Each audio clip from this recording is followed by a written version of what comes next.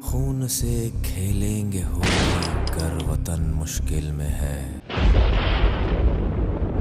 सरफरोशी की तमन्ना अब हमारे दिल में है।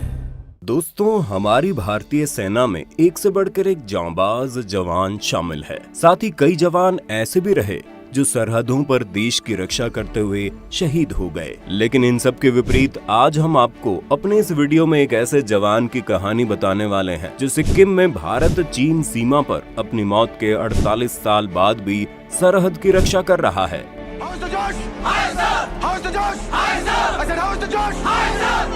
आपको सुनने में थोड़ा अजीब जरूर लगेगा, लेकिन आर्मी के साथ साथ वहाँ के लोगों का भी ऐसा ही मानना है और दूर दूर से लोग यहाँ उनकी पूजा करने आते हैं। यही नहीं, इस सैनिक ने मरने के बाद भी अपनी नौकरी जारी रखी। फिलहाल ये सैनिक अब रिटायर हो चुका है। हम अपनी वीडियो में आगे बढ़े उससे पहले हम आपको बता दें, हम हमारे मिस्टिका फैमिली के लिए लेकर आए हैं एक मजेदार कॉन्टेस्ट। अब हम आपके लिए बनाएंगे आपका मनपसंद कंटेंट। आपको सिर्फ हमें देना है एक बेस्ट टाइटल और जल्द ही हम उस पर वीडियो बनाकर करेंगे अपलोड और देंगे आपको शाउट आउट। इतना ही नहीं, अब आपका कंटेंट भी हो सकता है चैनल पर फीचर।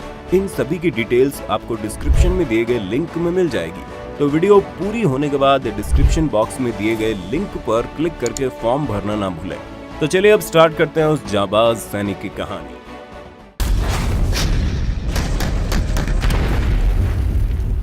भारत चीन की सीमा की कठोर ऊंचाइयों पर भारतीय सेना हमेशा बेफिक्री के साथ तैनात रहती है। चीन की चतुराई के बावजूद सैनिक सरहद की सुरक्षा को लेकर हमेशा आश्वस्त रहते हैं। लाख मुश्किलें आए, लेकिन यहाँ कोई भारतीय सेना का बाल भी बांका नहीं कर सकता, क्योंकि यहाँ सैकड़ों सैनिकों के साथ एक ऐसा सैनिक भी तैनात है जो दिखता नहीं पर यहाँ मौजूद है।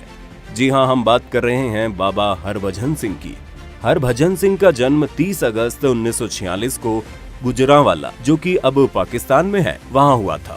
सेना के रिकॉर्ड के मुताबिक हरभजन सिंह 1966 में पंजाब रेजिमेंट में एक आम सिपाही के तौर पर शामिल हुए थे। कुछ समय बाद उनकी तैनाती नाथू ला में हुई और वहीं एक हादसे में उनकी मृत्यु हो गई। ऐसा कहा जाता है कि ये हादसा तब हुआ जब वो घोड़ों के काफिले को तुकुला से डोंगचुई ला ले जा रहे थे। तभी वो वहां फिसल कर एक नाले में गिर गए। पानी की तेज धारा में उनका शरीर बहकर घटना स्थल से 2 किलोमीटर दूर जा पहुंचा। उनके शरीर को ढूंढने की काफी कोशिश की गई। उस दिन काफी बर्फबारी भी हुई, लेकिन फिर भी शरीर का कुछ पता नहीं चला। सेना को लगा कि हरभजन अपनी ड्यूटी से बचने के लिए भाग गए हैं, लेकिन कुछ समय बाद एक रात वो अपने साथी के सपने में आए और उन्होंने अपने उस साथी को बताया उनका शरीर कहाँ पड़ा है। सुबह होते ही जब सैनिकों ने तलाश की तो हरभजन सिंह का शव और राइफल वहीं से बरामद हुए जहां उन्होंने सपने में बताया था। सेना से हरभजन सिंह को भगोड़ा मारने की गलती हो गई थी, इसलिए उन्होंने अपनी इस भूल को सुधारा और उनका अंतिम संस्कार पूरे सम्मान के साथ किया। कुछ समय बीता और कुछ समय बाद ही हरभजन अपनी टुकड़ी के एक सैनिक के सपने में फिर से आ गए और उन्होंने उससे कहा कि उनका शरीर गया है, लेकिन उनकी आत्मा अब भी ऑन ड्यूटी ही रहेगी। शुरू में तो सपने की बात को वहम मानकर किसी ने ध्यान नहीं दिया, लेकिन फिर बाद में साथी सैनिकों के साथ कुछ ऐसा होने लगा जो अजीब था। जैसे अगर किसी से कोई गलती होने वाली होती या उनके साथ कोई अनहोनी घटना होने वाली होती तो हरभजन पहले से ही सपने में आकर सावधान कर देते। साथ ही वहाँ ड्यूटी कर रहे सैनिकों का मानना तो ये भी था कि सिक्किम की भयंकर ठंड में भी किसी सैनिक को झपकी नहीं लग सकती थी और अगर गलती से लग भी जाती तो उसे बाबा का थप्पड़ पड़ जाता था। हाँ, माफ कर दो बाबा जी, माफ कर दो, अब से ऐसी गलती नहीं होगी। सैनिकों को हमेशा ये एहसास होता था कि हरभजन सिंह हमेशा उनके साथ है। ऐसा नहीं है कि सिर्फ भारतीय सैनिकों को ही हरभजन सिंह के होने का एहसास हुआ हो, बल्कि कई चीनी सैनिक भी इस बात को मानते थे। चीन के कई सैनिकों ने भारतीय अधिकारियों से कहा था कि आपका एक सैनिक यहाँ घोड़े पर घूमता है, उसे वापस बुला लो। जब ये बात बड़े अधिकारियों तक पहुंची तो उन्होंने इस बात की तहकीकात की। इसके बाद ये मान लिया गया कि बर्फीले तूफानों के बीच जब सैनिक सीमा की रक्षा कर रहे हैं तब एक ऐसा सिपाही भी उनके बीच मौजूद होता था जो दिखाई नहीं देता था, क्योंकि वो आत्मा है। हरभजन सिंह सैनिकों के लिए बाबा हरभजन सिंह हो गए। इसके बाद वहीं खाली पड़े एक बंकर में उनका मंदिर बना दिया गया। उसमें उनकी वर्दी, जूते, बाबा का बिस्तर और बाकी का सभी जरूरी सामान रख दिया गया। सेना ने उन्हें ड्यूटी पर मुस्तैद सिपाही का दर्जा दिया। जो नियम सब सैनिकों पर लागू होते थे वो उन पर भी होने लगे।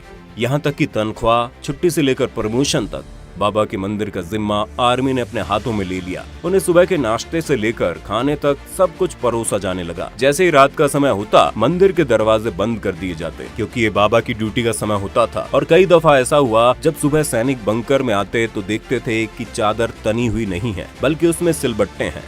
वहाँ रखे जूतों में मिट्टी लगी होती थी। भारतीय सेना बाबा हरभजन को भारत चीन के बीच होने वाले हर फ्लैग मीटिंग में शामिल किया करती थी।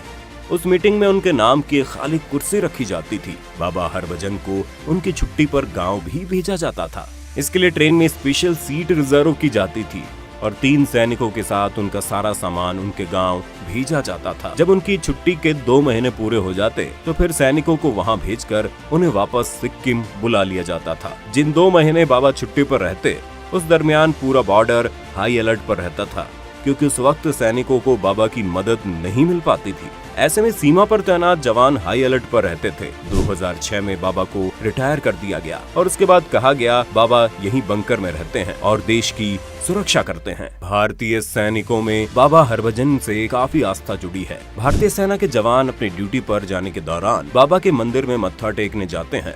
ऐसा माना जाता है कि बाबा हरभजन सिंह जेलेब दर्रे से लेकर नाथुला दर्रे तक भारतीय सीमा की रक्षा करते हैं। नाथुला में बाबा हरभजन की याद में 2 स्मृति स्थल बने हैं। इनमें से एक ओल्ड बाबा मंदिर जो ओल्ड सिल्क रोड पर बना है, जबकि दूसरा न्यू बाबा मंदिर कहलाता है। ये नाथुला में ही है लेकिन डोकलाम से नजदीक है। ये न्यू बाबा मंदिर डोकलाम से सिर्फ 4 किलोमीटर की दूरी पर है। दोस्तों, क्या आप भी इनके बारे में पहले से जानते थे? क्या आपने भी ये मंदिर देखा है? अगर हाँ तो अपने अनुभव हमारे साथ कमेंट बॉक्स में जरूर साझा करें। अगर आपको हमारी आज की वीडियो पसंद आई हो तो वीडियो को ज्यादा से ज्यादा लाइक करने के साथ साथ इसे अपने दोस्तों और रिश्तेदारों के साथ शेयर करना ना भूलें। साथ ही अगर आप हमारे YouTube चैनल पर नए हैं तो चैनल को सब्सक्राइब जरूर करें। और अगर आप Facebook पर हमारी ये वीडियो देख रहे हैं तो हमारे Facebook पेज को लाइक करें। फिलहाल आज के लिए बस इतना ही। अब दीजिए इजाजत। आपका बहुत बहुत शुक्रिया।